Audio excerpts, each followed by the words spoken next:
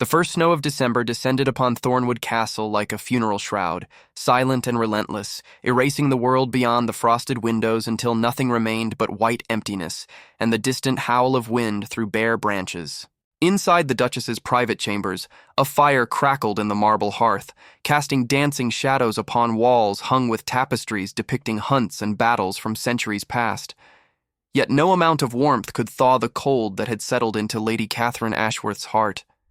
She stood motionless before her writing desk, quills suspended above parchment, her reflection ghost-like in the window glass. At 31 winters, Catherine remained a woman of arresting beauty, hair the color of midnight cascading over shoulders wrapped in emerald velvet, eyes of pale gray that held the distant coldness of a winter sky, skin like porcelain that had never known the touch of common sun. The nobles of the realm called her the Ice Duchess, and she had long since ceased to mind. Ice protected. Ice preserved. Ice felt nothing at all. The invitation before her was nearly complete. Cream-colored parchment of the finest quality, edges gilded with gold leaf, sealed with crimson wax bearing the Ashworth lion. Every noble family within a fortnight's ride had already received their summons to the midwinter ball. The Earl of Blackmore and his simpering wife, the Baron of Westfield with his endless political ambitions, Lord and Lady Pemberton, who collected gossip like others collected jewels, all the glittering, empty people who comprised her world. But this invitation was different. This invitation was addressed to a ghost. "Your Grace?" The voice of Helena, her lady's maid, drifted from the doorway. "The hour grows late. Shall I prepare your evening tea?" "Not yet." Catherine's voice emerged flat, emotionless, betraying nothing of the storm that raged beneath her composure. "There is one more letter I must write." "Another invitation, Your Grace? I had thought the list complete." "There has been an addition." Catherine dipped her quill into the inkwell, watching the black liquid cling to the metal tip like blood to a blade. "I find myself wishing to extend my hospitality to someone from the past. Someone I have not seen in 3 years. Helena waited, knowing better than to press. In the 7 years she had served the Duchess, she had learned that Lady Catherine revealed only what she chose to reveal, and that curiosity was rewarded with nothing but cold silence. "You may go," Catherine said without turning. "I shall ring when I require you." The door closed softly. Catherine was alone. For a long moment, she simply sat, the quill motionless in her hand, her eyes fixed upon the empty parchment. Then, slowly, she began to write. To Master Edmund Thorne, of the village of Ravensbrook. Edmund Thorne. Even writing his name sent a tremor through her hand that no amount of discipline could prevent. Edmund Thorne, who had served as her coachman for 2 years. Edmund Thorne, who had dared to look at her not as a duchess, but as a woman. Edmund Thorne, who had made her feel things she had spent a lifetime learning to suppress. Edmund Thorne, who had committed the unforgivable sin of making her fall in love with him. The memory rose unbidden, as it always did when she allowed herself to think of him, which was more often than she would ever admit, more often than pride or propriety should allow. She remembered the first time she had truly seen him, not as a servant, but as a man. It had been spring, 3 years past, and she had been walking in the castle gardens when she had come upon him unexpectedly. He had been reading. A coachman. Reading. In the servants' garden, hidden behind the hedge of roses, a leather-bound volume open upon his knee. She had stopped, frozen by the incongruity of the scene, and he had looked up, and their eyes had met, and something had shifted in the universe, some tectonic plate of fate grinding into a new position from which there could be no return. "Your Grace." He had risen immediately, the book vanishing behind his back, his dark eyes wide with alarm. "Forgive me. I did not expect—" "What are you reading?" The question had surprised them both. Catherine was not in the habit of speaking to servants beyond what duty required. She certainly did not inquire about their reading habits. But Edmund Thorne had answered. "Aristotle, Your Grace. The Nicomachean Ethics." "You read Greek?" "I taught myself, Your Grace, from books borrowed from the monastery at Whitecliff." A pause, uncertain. I hope I have not given offense. Offense. A coachman who read Aristotle in the original Greek, and he worried about giving offense. Catherine had felt something crack within her chest. Some wall she had not known existed, some barrier between herself and the world that had suddenly developed a fissure. "Show me," she had said, and the words had emerged before she could stop them. "Show me what you are reading." That had been the beginning. Over the months that followed, they had met in secret. In the garden at twilight, in the library when the household slept, in the stable when she came to visit her horses and found him there, always there, as if drawn by the same invisible thread that pulled at her. They had talked for hours about philosophy, about poetry, about the nature of duty and the weight of expectation. He had made her laugh. Actually laugh, a sound so foreign to her own ears that she had startled at it like a wild creature startled by its own reflection. And somewhere in those stolen moments, somewhere between Aristotle and Shakespeare and the way his eyes softened when he looked at her, Catherine had fallen irrevocably in love. She had never told him. She had never dared. The Duchess of Ashworth could not love a coachman. The Ice Duchess could not love at all. But Edmund had known. She had seen it in his eyes, felt it in the way his hand trembled when it accidentally brushed hers, heard it in the careful restraint of his voice when he spoke to her. He had known, and he had waited, and he had hoped, and his hope had terrified her more than anything she had ever faced, and so she had destroyed him. It had been easy, in the end, easier than she had expected. A fabricated accusation of theft, a public dismissal before the assembled household, words designed to humiliate and degrade. She had watched his face as she pronounced his sentence, watched the hope die in his eyes, watched the love curdle into something darker. And she had felt nothing. Nothing except the shattering of her own heart, hidden so deep beneath layers of ice that no one could hear it break. He had left that night without a word, without a backward glance. The other servants whispered that he had gone south toward the port cities, seeking work on the merchant ships. Some said he had died of fever within the year. Others said he had been pressed into service on a naval vessel and lost at sea. Catherine had listened to every rumor, hungry for news of him even as she told herself she did not care. 3 years had passed. 3 years of silence, of emptiness, of watching from her tower window as the seasons changed and the world continued to turn without Edmund Thorne in it. 3 years of telling herself she had done the right thing, the necessary thing, the only thing a woman of her station could do. 3 years of lying. And then, a month ago, a traveling merchant had brought news that had shattered her carefully constructed world. Edmund Thorne was alive, not only alive, but thriving. He had made his way to the kingdom of Valdoria, where he had entered the service of a wealthy merchant family. His intelligence and education had quickly elevated him from servant to secretary, from secretary to partner. He had traveled to the eastern kingdoms on trading missions, negotiated contracts with princes and viziers, amassed a fortune that would have been unimaginable to the coachman he had once been, and according to the merchant, he had never married, never even courted, as if some wound had left him incapable of love. Catherine had listened to this news with a face of stone and a heart that blazed with emotions she could not name. Triumph that he still suffered, grief that she had caused it, longing for what might have been, anger at herself for caring. All of these and more besides.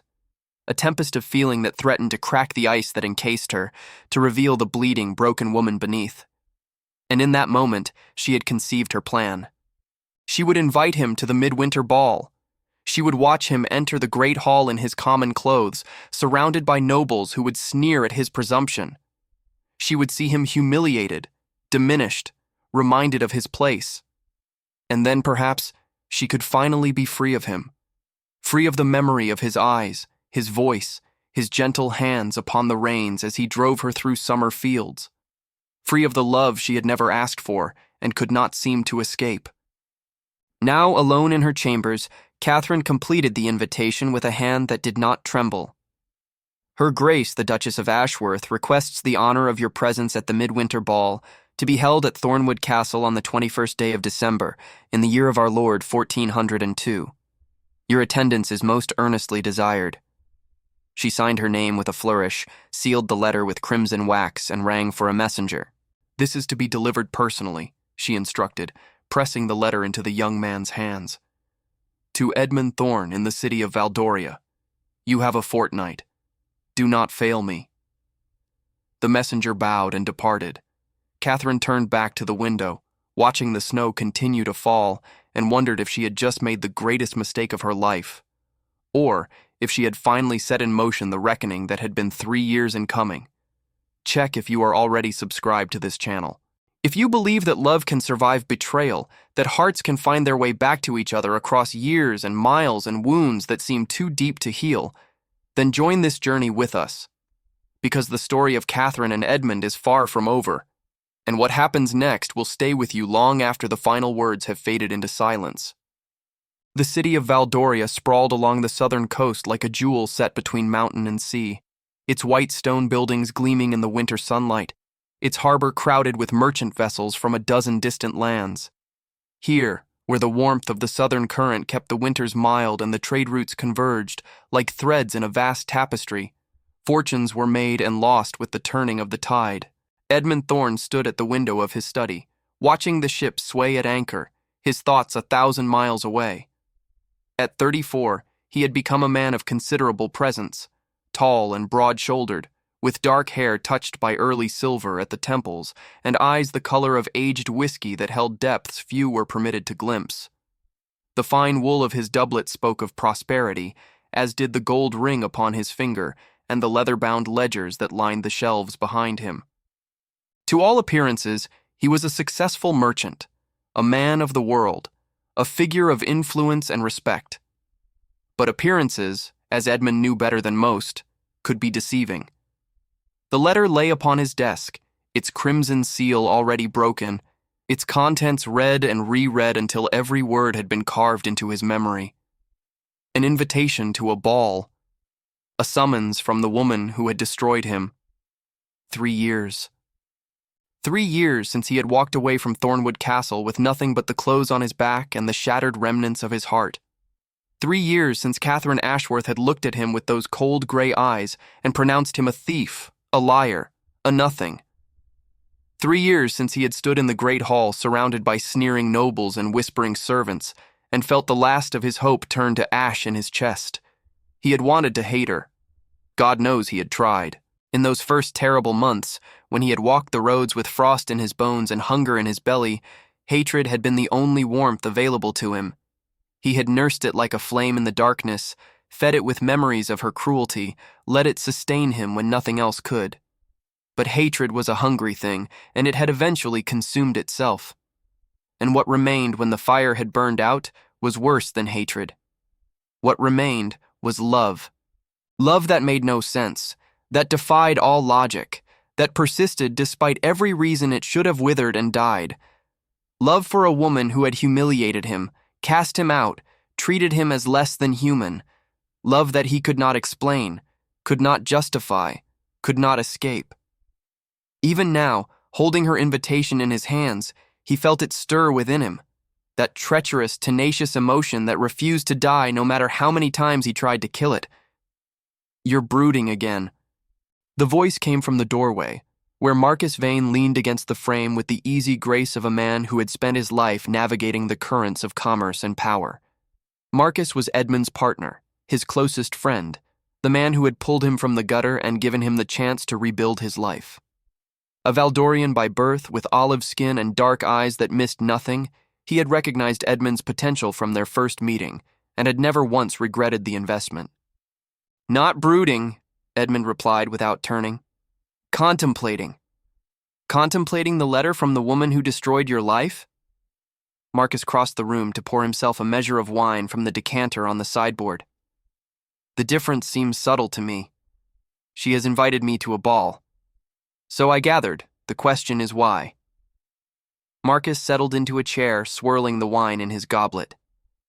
"A woman of her station does not invite her former coachman to a noble gathering without purpose. She means to humiliate me." Edmund's voice was flat, certain.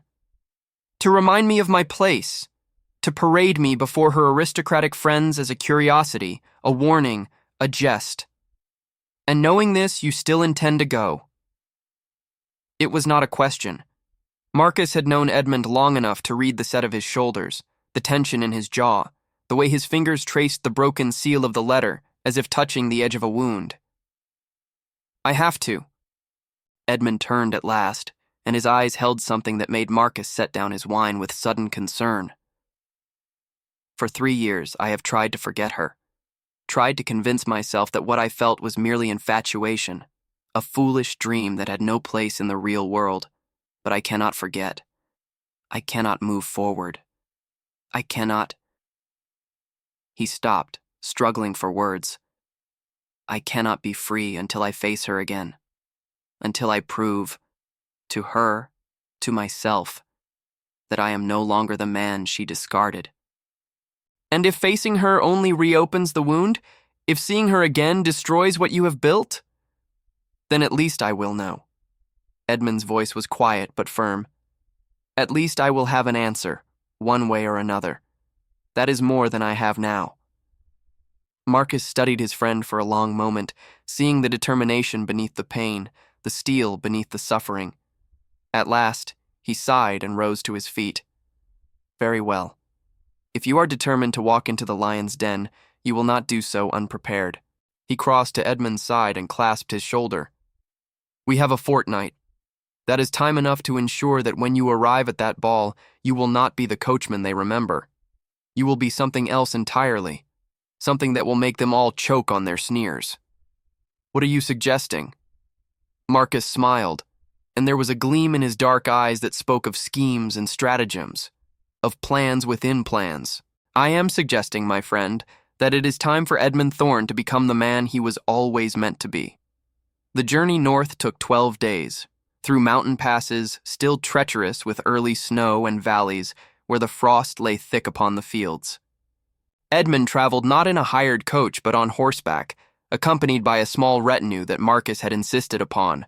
Servants in the Valdorian style, a pack horses bearing trunks of fine clothing, and a sealed letter of introduction that Marcus had refused to explain. Trust me, he had said at their parting. When the moment comes, you will understand. Edmund had pressed for more, but Marcus had been immovable. And so he rode north with questions unanswered, toward a destiny he could not see, toward a woman he could not forget. As the familiar landscape of Astoria unfolded around him, the gentle hills, the dark forests of pine, the frozen streams that he had once known as intimately as his own heartbeat, Edmund found himself assaulted by memories. Here was the crossroads where he had first seen Catherine's carriage, a vision of gilt and velvet emerging from the morning mist. There was the village where he had stopped to water the horses, where she had stepped out to admire the wildflowers, and their eyes had met, and something unspoken had passed between them. And there, on the horizon, its towers rising against the gray December sky like an accusation, Thornwood Castle. Edmund reined his horse to a halt, staring at the fortress that had once been his home and his prison. 3 years had not diminished its grandeur. The gray stone walls still rose imposingly above the surrounding countryside. The Ashworth banner still snapped in the winter wind. The windows still glowed with the promise of warmth and light that had never been meant for men like him. But he was not the same man who had fled those gates in disgrace. The hands that held the reins were calloused with honest work, but soft with the handling of contracts and negotiations. The clothes upon his back were finer than anything the old Duke himself had worn. The bearing, cultivated through 3 years of moving among merchants and nobles in distant courts, was that of a man who answered to no one. "Sir?" One of his servants approached, concern in his voice. "Is something wrong?" Edmund shook his head slowly. "No, nothing is wrong." He gathered his reins and nudged his horse forward. "Let us continue. We have a ball to attend." The great hall of Thornwood Castle blazed with light and color, a feast for the senses that threatened to overwhelm even the most jaded observer. Hundreds of candles burned in iron chandeliers suspended from the vaulted ceiling, their flames reflecting off silver plate and crystal goblets. Tapestries of crimson and gold lined the walls, depicting the great deeds of the Ashworth line. Battles won, treaties signed, enemies vanquished. Musicians played in the gallery above, filling the hall with the strains of lute and viol, while servants in the Ashworth livery circulated among the guests with trays of wine and delicacies. And the guests themselves, what a spectacle they made. The nobility of Astoria in their finest array, silks and velvets in every color of the rainbow, jewels glittering at every throat and wrist, faces painted and powdered into masks of aristocratic perfection. They laughed, they gossiped, they maneuvered for position in the endless game of court politics that consumed their lives. At the far end of the hall, upon a raised dais draped in cloth of gold, Catherine Ashworth surveyed her domain. She had dressed with particular care this evening, selecting a gown of deep midnight blue that set off her pale skin and dark hair, a collar of diamonds that blazed like captured starlight against her throat. She had rehearsed her expression in the mirror until it was perfect. The slight curve of the lips that suggested amusement without warmth, the raised eyebrow that could wither pretension at 20 paces, the cool gray eyes that revealed nothing and demanded everything. She was ready. Let Edmund Thorne come. Let him see what he had lost. Let him understand, once and for all, the gulf that separated them. But as the hours passed and the ball reached its glittering zenith, doubt began to gnaw at her composure. The messenger had confirmed that the invitation had been delivered, that Edmund Thorne had received it and had set out from Valdoria. He should have arrived by now. He should be here, standing awkwardly at the edge of the crowd, overwhelmed by surroundings so far above his station. Unless he had decided not to come. Unless he had recognized the trap and refused to walk into it. Unless, after 3 years, he simply no longer cared enough to... Your Grace. The herald's voice cut through the noise of the crowd, amplified by the acoustics of the great hall. A late arrival requests entrance. Catherine's heart lurched. She gripped the arm of her chair, her knuckles whitening beneath her gloves. Who seeks entrance to my hall? Her voice emerged steady, betraying nothing. The herald consulted his list, and even from across the room, Catherine could see his eyebrows rise in surprise. Lord Edmund Thorne, Your Grace, Baron of Ravensbrück, Ambassador to the Court of Valdoria. The words fell into a sudden, absolute silence. Lord, Baron, Ambassador. Catherine felt the blood drain from her face. Around her, the assembled nobles exchanged shocked glances, their fans fluttering, their whispers rising like the hiss of steam from a cauldron. That cannot be correct, Lady Pemberton muttered somewhere to Catherine's left. Edmund Thorne was a coachman, a servant. He was dismissed for theft. Apparently, Lord Blackmore replied, his voice carrying the particular satisfaction of a man witnessing his hostess's discomfiture. There is more to the story than we were told. Catherine said nothing. She could not speak. Her throat had closed around the words that fought to emerge, words of denial, of disbelief, of the desperate hope that this was some elaborate jest. And then the great doors swung open. Edmund Thorne walked into the hall. He had changed. Dear God, how he had changed. The coachman she remembered had been handsome in a rough, unpolished way, with calloused hands and clothes that bore the dust of the road. The man before her now was something else entirely. He wore a doublet of black velvet slashed with silver, a cloak of midnight blue lined with ermine thrown back from his shoulders. A chain of office gleamed upon his chest, the seal of Valdorian ambassadorship marking him as a representative of a foreign crown. His dark hair was perfectly styled, his bearing was that of a man born to power, and his eyes, those warm whiskey eyes that had once looked at her with such unguarded love, swept the hall with the cool assessment of a predator surveying its territory. He was magnificent, and Catherine, who had prepared for his humiliation, who had anticipated his shame, who had expected to watch him crumble beneath the weight of aristocratic contempt, Catherine felt the world tilt beneath her feet. Edmund's gaze found hers across the length of the great hall. For a heartbeat that seemed to stretch into eternity, they stared at each other. The Duchess and the coachman, the destroyer and the destroyed, the woman who had broken his heart, and the man who had risen from the ashes of her cruelty. Then Edmund smiled. It was not the warm, open smile she remembered from their stolen conversations in the garden. This smile was sharp, knowing, dangerous. This smile said, "Did you really think you could break me? Did you really believe I would remain in the dust where you cast me?" And then, before Catherine could move, before she could speak, before she could do anything at all, Edmund Thorne did something that would be whispered about in the courts of 3 kingdoms for years to come. He stopped in the center of the hall, turned to face the assembled nobility, and executed a perfect bow. Not the bow of a servant to his betters, but the bow of an equal acknowledging his peers. And the nobility of Astoria, stunned by his titles, awed by his presence, bound by the ancient protocols of aristocratic courtesy, rose to their feet, every lord, every lady, every noble in the hall. They stood for Edmund Thorne. They stood for the Coachman. Catherine could not breathe. She watched, frozen upon her throne, as the impossible unfolded before her. The Earl of Blackmore, who had sneered at Edmund's dismissal 3 years ago, now bowed his head in acknowledgement. Lady Pemberton, who had whispered about the presumptuous servant at every social gathering, now curtsied as Edmund passed.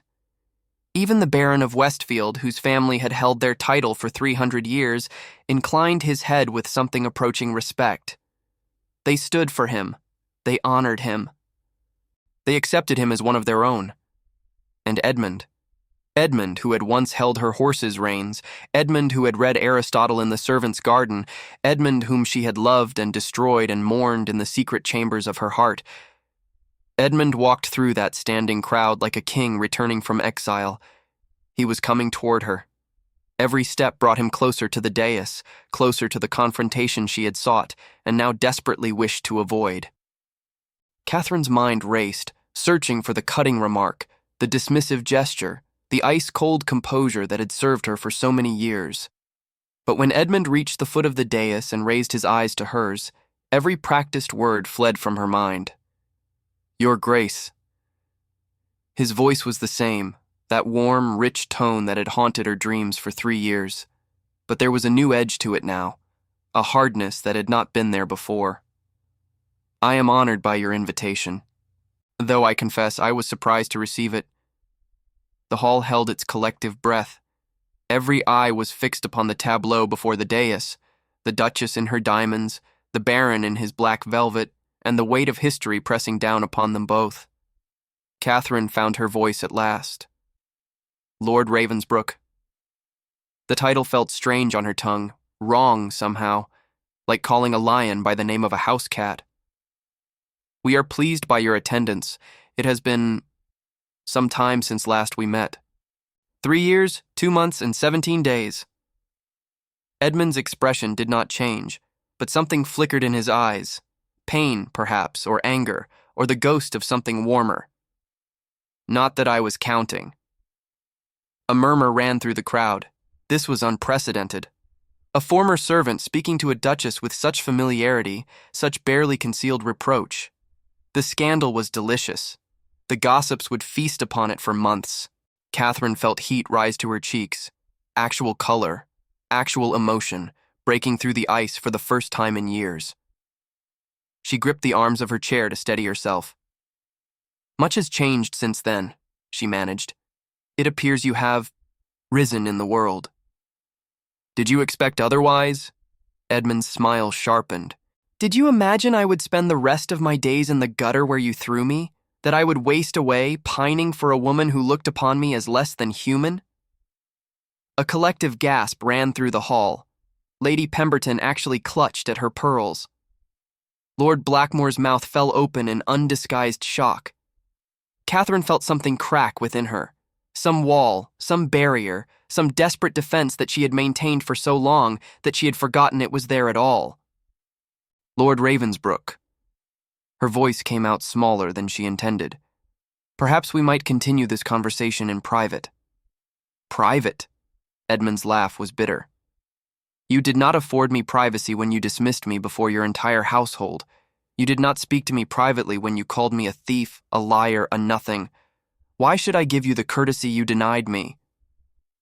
The hall was utterly silent now. Even the musicians had stopped playing, their instruments forgotten in their hands. Every soul present knew they were witnessing something extraordinary. A reckoning, a confrontation, a moment that would be remembered long after the candles had guttered and the wine had run dry. Catherine rose from her chair. It was not a conscious decision. Her body moved of its own accord, propelled by an urgency she could not name. She descended the 3 steps of the dais, moving toward Edmund until barely an arm's length separated them. This close, she could see the changes that 3 years had wrought. Lines around his eyes that had not been there before. A scar, faint and silver, tracing his left cheekbone. The set of his shoulders, broader and more confident. And his eyes. Those warm whiskey eyes that she had once drowned in, now guarded, wary, holding her at a distance even as they drew her in.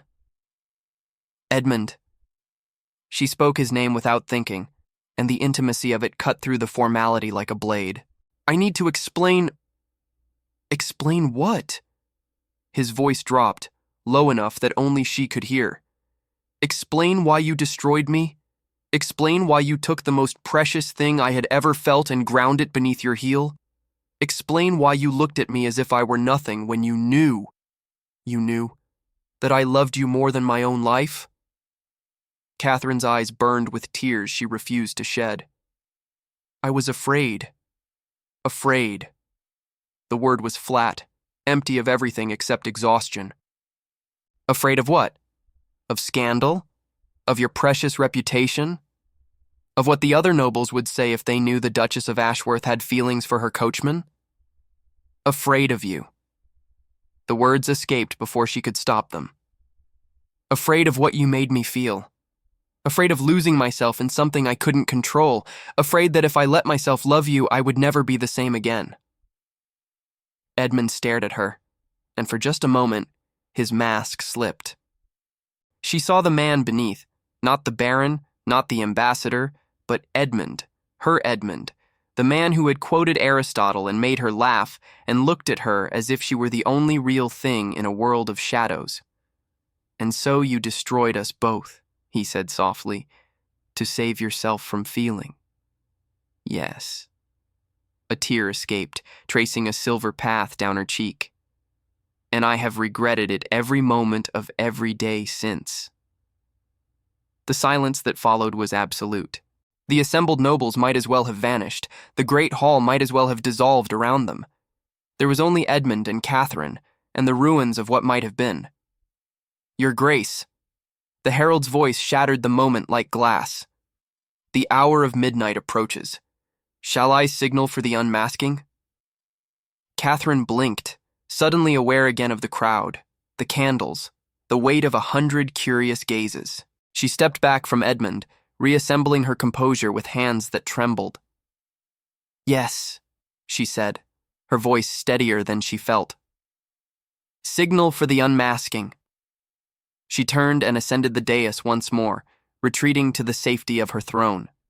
But as the music resumed and the guests began to stir, she felt Edmund's eyes upon her, watching, weighing, deciding. The battle was not over. It had only just begun. If this moment has stirred something in your heart, if you feel the weight of unspoken words, of love denied and regret unending, then pause now and leave a comment. Write these words. Some wounds never fully heal. Tell me that you understand what Catherine and Edmund cannot yet say to each other, that you feel the pull between pride and love, that you believe in the possibility of redemption even for those who have broken what they treasured most. The hours that followed were a blur of forced gaiety and whispered speculation. Catherine moved through the ball like a woman in a dream, smiling when required, speaking when addressed, performing the role of gracious hostess with the mechanical precision of long practice. But her thoughts were elsewhere, fixed upon Edmund, who had been absorbed into the crowd of nobles and had not approached her again. She watched him from across the hall, cataloging every detail with hungry eyes. He danced with Lady Pemberton's daughter, executing the steps of the galliard with surprising grace.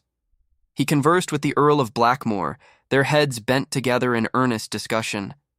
He laughed at something the Baron of Westfield said, And the sound of his laughter, that warm, rich sound she had not heard in 3 years, struck her like a blow to the chest. He was flourishing. He was thriving. He had become everything she had once believed impossible for a man of his birth. And he had done it without her. Because of her. The knowledge was bitter as wormwood. As the second hour past midnight approached, Catherine felt she could endure the pretense no longer. She slipped away from the dais, moving through a side door into the corridor beyond, desperate for a moment of solitude in which to gather her shattered composure. The corridor was dim, lit only by scattered torches, the stone walls cold and silent. She walked without destination, her slippers whispering against the flagstones, until she found herself in the small chapel at the heart of the castle, the place where she had prayed as a child, where she had wept at her parents' funeral, where she had stood rigid and dry-eyed at her husband's burial, refusing to shed tears for a marriage that had been nothing but duty from first to last. She sank onto a wooden pew, the weight of the evening finally crushing her shoulders. The altar gleamed in the candlelight, the cross above it casting long shadows across the stone floor. Catherine folded her hands in her lap and stared at nothing. She had wanted to humiliate him. She had wanted to watch him crumble. And instead, he had humiliated her.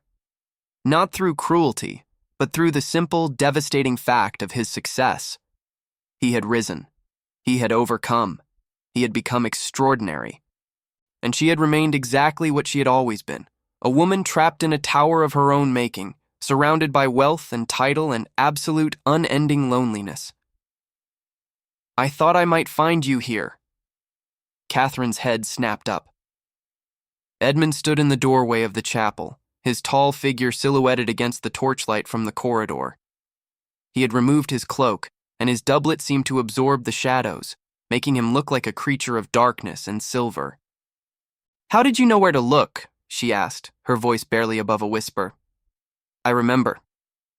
He stepped into the chapel, the door swinging shut behind him. "You came here often in the days when I drove your carriage.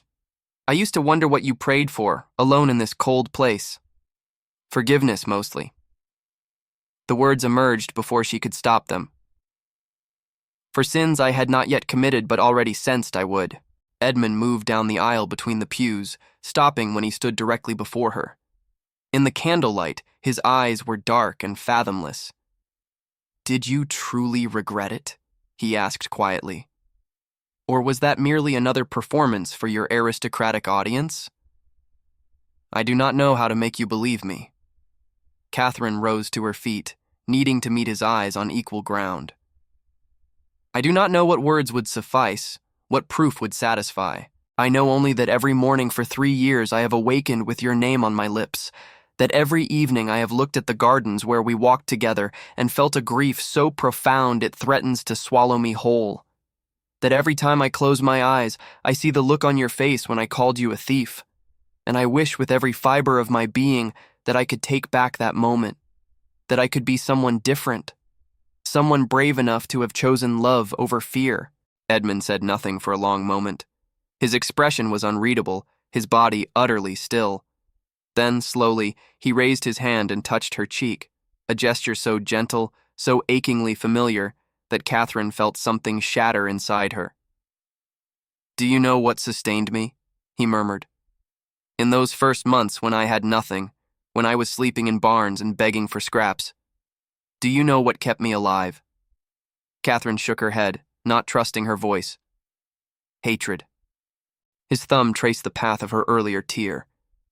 "Hatred for you, for what you had done, for the cruelty with which you had discarded me. I nursed that hatred like a flame, fed it with every memory of your coldness, let it warm me when nothing else could." "And now?" she whispered. "Do you still hate me?" "I tried to."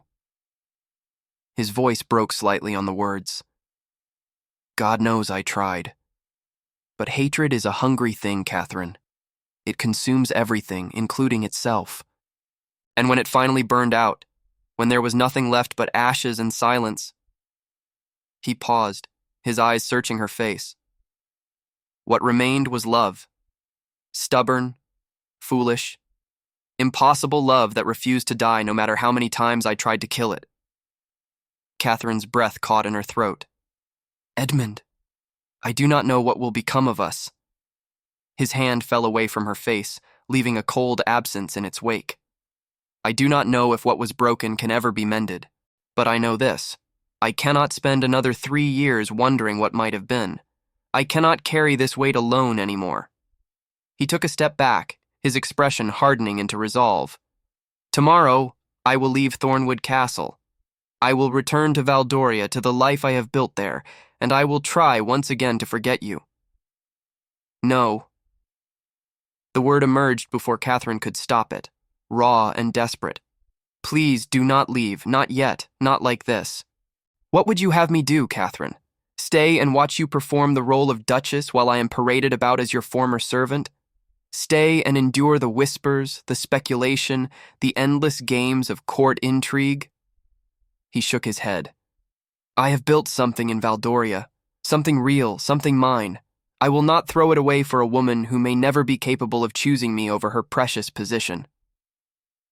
The words struck her like a physical blow, because they were true, because she had given him no reason to believe otherwise, because for 3 years she had been exactly what he described, a woman too afraid of scandal, too imprisoned by expectation, too frozen in her tower to reach out and grasp the life she truly wanted. But something had changed tonight. Seeing him again, hearing his voice, feeling the touch of his hand upon her cheek, something had cracked open inside her, releasing a flood of emotion that no amount of ice could contain. Catherine Ashworth, Duchess of Ashford, took a deep breath and made the bravest decision of her life. Then I will come with you. Edmund froze. What? To Valdoria. Catherine's voice grew stronger with each word, as if saying them aloud was making them real. I will come with you. I will leave Thornwood, leave my title, leave everything that has kept me trapped in this endless winter. I will choose you, Edmund. If you will have me. He stared at her as if she had suddenly begun speaking in tongues. You cannot be serious. I have never been more serious in my life. She stepped toward him, closing the distance he had created. I was a coward, Edmund.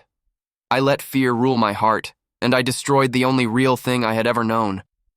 But I am tired of being afraid. I am tired of being alone. I am tired of... Her voice cracked, but she pressed on. I am tired of living without you. Edmund's composure finally broke. She saw it happen, the crumbling of walls, the dissolution of defenses, the emergence of the man she had loved in the moonlit garden so long ago. His eyes glistened in the candlelight, and when he spoke, his voice was rough with emotion. Do you mean it? Truly? With all my heart. Catherine reached out and took his hands in hers, those hands that had once held reins and books in her entire world. I love you, Edmund Thorne. I loved you when you were my coachman, and I love you now that you are a baron. I loved you when I sent you away, and I have loved you every moment of every day since. I will love you until my last breath and beyond, if such things are possible. She raised his hands to her lips and pressed a kiss to his scarred knuckles. Please, give me the chance to prove it. For a long, suspended moment, Edmund said nothing. His eyes searched her face, looking for falsehood, for doubt, for the cold calculation that had defined her for so long. He found none. Catherine. He said her name like a prayer, like a promise, like the first word of a new language he was only beginning to learn. I have dreamed of this moment for 3 years. I have imagined it in 1,000 different ways, spoken the words I would say, rehearsed the way I would respond. But now that it is here... He laughed softly, incredulously. Now that it is here, I find I have no words at all, only this. He drew her into his arms, and in the cold stone chapel, beneath the flickering candles and the watchful eye of the cross, Edmund Thorne kissed the woman he had loved and lost, and somehow, impossibly, found again. Dawn came slowly to Thornwood Castle, painting the snow-covered grounds in shades of rose and gold. The guests of the midwinter ball had long since retired to their chambers, Sleeping off the excesses of wine and dancing, their dreams no doubt filled with the extraordinary drama they had witnessed. Catherine had not slept at all. She stood at the window of her chambers, watching the sun rise over the eastern hills, her heart fuller than it had been in years. The events of the night played through her mind in an endless loop. Edmund's arrival, the confrontation in the great hall, the confession in the chapel. The kiss that had seemed to stop time itself, that had burned away 3 years of ice and regret and left only warmth in its wake. She was really going to do this. She was really going to leave everything she had known, everything she had been raised to value, and follow a former coachman to a foreign kingdom. The thought should have terrified her. Instead, it filled her with a fierce, blazing joy. A knock at the door interrupted her reverie. "Enter," she called, expecting Helena. But it was not Helena who stepped through the doorway. It was Lord Geoffrey Ashworth, her late husband's brother, who had served as her advisor and guardian since the Duke's death 8 years ago. Geoffrey was a tall man, thin and pale, with eyes the color of rain-washed stone, and a face that seemed incapable of expressing any emotion beyond mild disapproval. He had never liked Catherine, had resented her marriage to his brother, resented her inheritance of the title, resented her refusal to remarry and produce an heir that might dilute his own claim to the estate. "Your Grace." His voice was formal, cold. "I trust you slept well." "Well enough." Catherine turned from the window, unconsciously squaring her shoulders. "Is there something I can help you with, Geoffrey?" "I came to discuss the events of last evening." He moved into the room, his hands clasped behind his back. "The unprecedented events of last evening. If you mean Lord Ravensbrook's attendance, I mean your behavior toward him." Geoffrey's thin lips curved into something that was not quite a smile. "The entire castle is buzzing with speculation.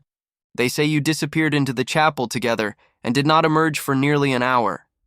They say—" He paused, as if the words pained him. "They say you were seen embracing, that there were tears, that the Duchess of Ashford made a spectacle of herself before a former servant." Catherine felt her spine stiffen. "What passes between Lord Ravensbrook and myself is none of— It is very much my concern." Geoffrey's voice hardened. "You are the Duchess of Ashford. Your reputation affects the entire family, the entire duchy. What you do in public is my concern, whether you like it or not. Lord Ravensbrook is a baron and an ambassador. His rank is beyond reproach. His birth is not." Geoffrey moved closer, and there was something dangerous in his pale eyes. "He was a coachman, Catherine, a servant. No amount of titles can change what he truly is. And if you imagine that I will stand by while you disgrace this family by pursuing some sordid— You will stand by exactly as you have always stood by." Catherine's voice cut through his tirade like a blade. "Watching, disapproving, waiting for me to make a mistake that will give you the excuse you need to take control of the estate. But I am still the Duchess of Ashford, Geoffrey. I am still the mistress of Thornwood Castle. And I will not be lectured on propriety by a man whose only claim to importance is the accident of his birth." Geoffrey's face flushed with anger. "You forget yourself, madam." "No, I remember myself." Catherine moved toward him, and he actually took a step back, startled by the fire in her eyes. "For the first time in years, I remember who I am, who I want to be, and I will not let you or anyone else tell me otherwise. If you pursue this absurd infatuation, you will lose everything. Your title, your estate, your position in society. Then I will lose them." The words emerged with a calm certainty that surprised even Catherine herself.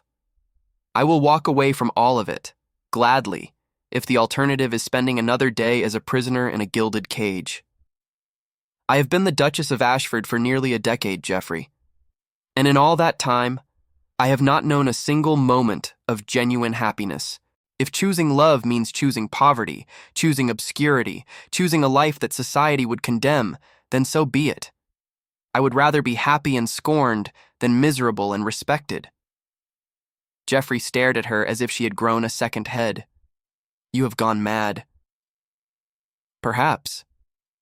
Catherine smiled, and there was something wild and free in that smile, something that had been locked away for so long it had almost forgotten how to exist. Or perhaps I have finally come to my senses. Either way, my decision is made. I will be leaving Thornwood Castle within the week. You may do with the estate as you please. Catherine. That will be all, Lord Geoffrey.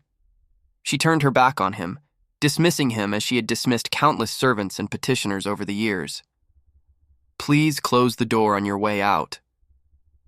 For a long moment, there was silence. Then Catherine heard the sound of footsteps, the click of the door latch, and she was alone. She let out a breath she had not realized she was holding. Her hands were trembling, her heart racing. But beneath the fear, beneath the uncertainty, there was something else. Hope. Pure, brilliant, impossible hope. She was choosing love. She was choosing Edmund. And whatever came next, whatever price she had to pay, it would be worth it. Edmund was waiting for her in the great hall. The morning light streamed through the tall windows, casting long shadows across the floor that had witnessed their confrontation the night before. The servants moved quietly about their duties, cleaning the debris of the ball, but they stopped to stare as Catherine descended the stairs in her traveling cloak, a single trunk carried by a footman behind her. She had brought nothing but the essentials, a few gowns, a few books, the jewelry that had been her mother's. Everything else, the diamonds, the gold, the countless trappings of her position, she had left behind. They had never truly belonged to her anyway. They had been props in a play she had never wanted to perform. Edmund rose as she approached, his face a mixture of wonder and concern. He, too, was dressed for travel, his black cloak thrown over his shoulders, his eyes searching hers for any sign of doubt. "You are certain?" he asked quietly. "Once we leave this place, there will be no returning.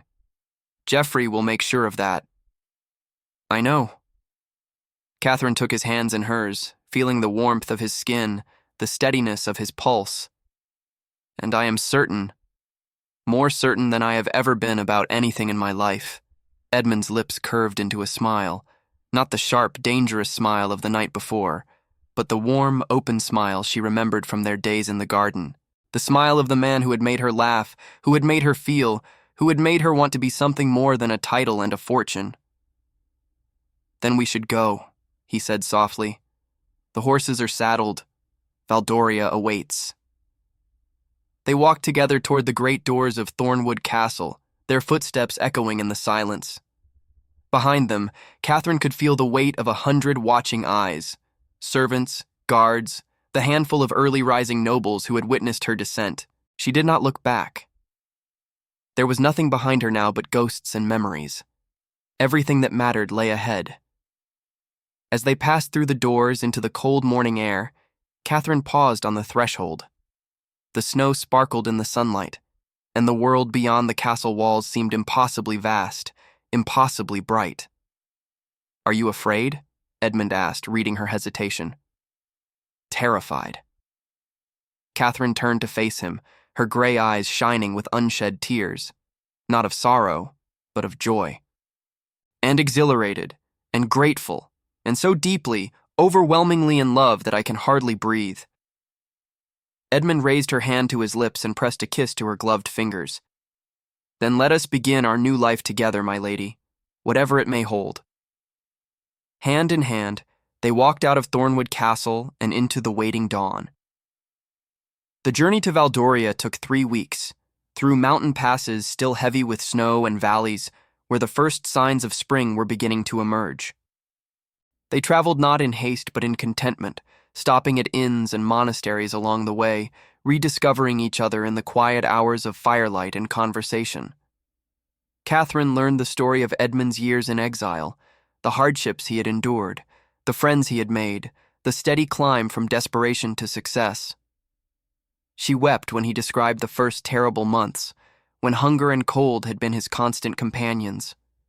She laughed when he recounted his adventures in the eastern courts, negotiating with princes and outwitting rivals. And she marveled at the man he had become, not just successful, but genuinely wise, tempered by suffering into something strong and beautiful. Edmund, in turn, learned the truth of Catherine's years as Duchess. The loneliness, the endless performance, the slow erosion of everything that had once made her feel alive. He held her when she wept for the woman she might have been, and he promised her that she would have the chance to become that woman still. It was not too late. It was never too late. And somewhere along that winter road, between the snow-covered mountains and the distant glitter of the sea, they fell in love all over again. Not the desperate, forbidden love of their first acquaintance, but something deeper, something more durable. A love built on truth and forgiveness, on shared suffering and hard-won wisdom. By the time they reached Valdoria, Catherine had shed the last vestiges of the Ice Duchess. In her place was simply Catherine, a woman with gray eyes and a ready laugh, with calloused hands from helping to saddle the horses and windburned cheeks from long days in the open air. A woman who was loved, and who loved in return, and who had finally found the courage to choose happiness over duty. Marcus Vane met them at the city gates, his dark eyes dancing with amusement. "I see you did not return empty-handed," he observed, bowing over Catherine's hand. "Welcome to Valdoria, my lady. Or should I say, my future lady." Edmund has been remarkably silent on the subject of his matrimonial intentions. Catherine glanced at Edmund, who had the grace to look slightly abashed. "We thought it best to wait," he explained. "There are still legal matters to resolve. Her position, her former estate, the formalities of legal matters can wait." Catherine's voice was firm. "I have spent 10 years drowning in legal matters, waiting for the proper time, the proper circumstances, the proper everything. I am done waiting." She turned to Edmund, her gray eyes bright with determination. "Ask me," she said. Edmund blinked. "Here? Now?" "Here. Now. In this street, before these witnesses, with dust on my clothes and joy in my heart." She laughed at his expression. "Unless you have changed your mind?" "Changed my—" Edmund shook his head in wonder. "Catherine Ashworth, you are the most extraordinary woman I have ever known." "Is that a yes?"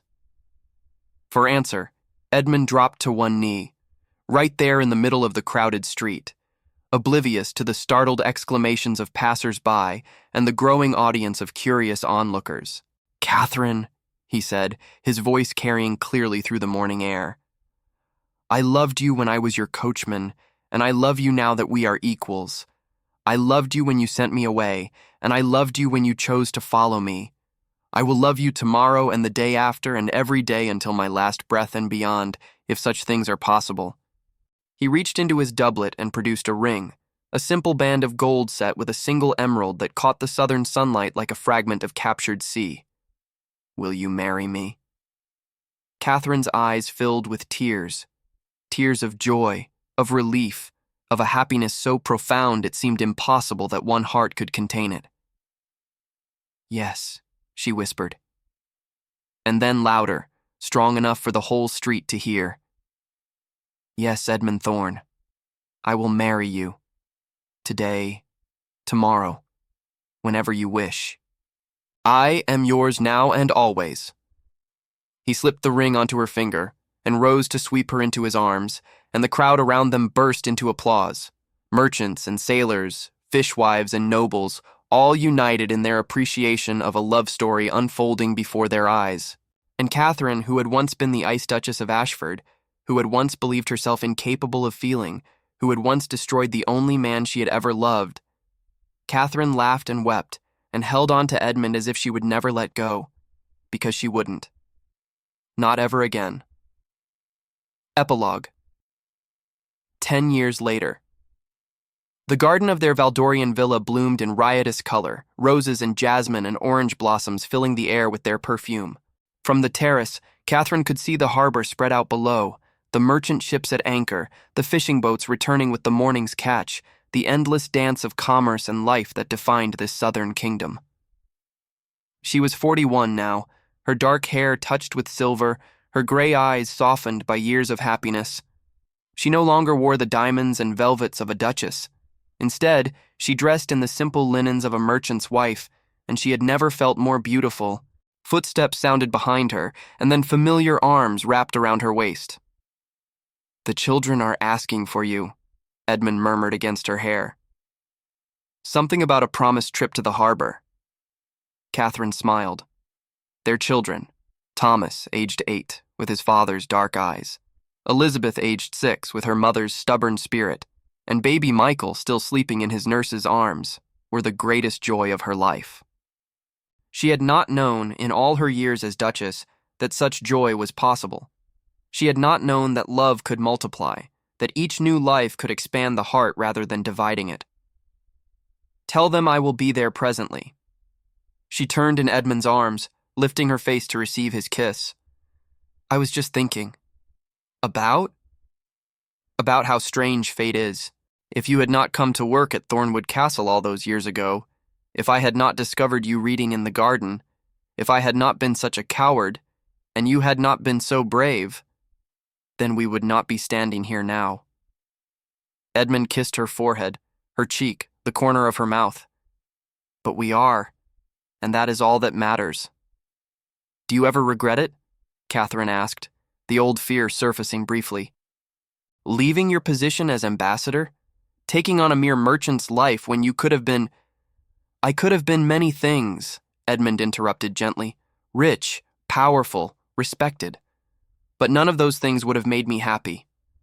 Not without you." He drew back slightly, his eyes meeting hers with the same warmth she had first glimpsed in a moonlit garden so long ago. "You are my happiness, Catherine. You and our children, and this life we have built together. I would not trade a single moment of it for all the titles in the world." Catherine felt tears prick at her eyes, tears that came easily now, tears that she no longer tried to suppress. "I love you, Edmund Thorne." "And I love you, Catherine Thorne."